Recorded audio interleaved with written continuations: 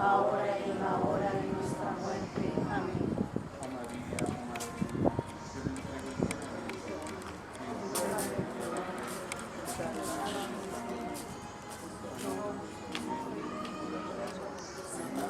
entrego el cielo y el cielo, guardar y defenderme como hijo y posesión vuestra. Amén.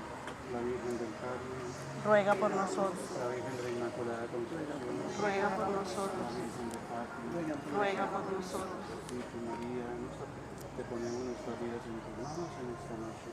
Gracias por esta celebración tan bonita y por estos momentos en que celebramos contigo. Sabemos que tú estás contenta y alegre por estos signos que te hemos presentado en esta noche y te pedimos intercede ante nuestro Señor Jesucristo. Queremos hacerte feliz, Madre María, queremos verte contenta, que hay algunos hijos tuyos que te aman, que te quieren y también no te olvides de nosotros para que nosotros seamos fieles a tu Hijo Jesucristo. Ese sería el mejor regalo que te podemos regalar.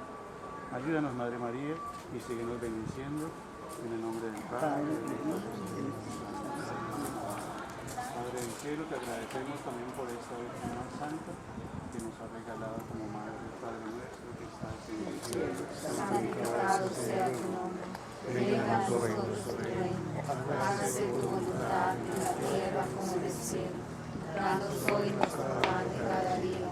Perdona nuestras ofensas, como también nosotros perdonamos a los que nos ofenden.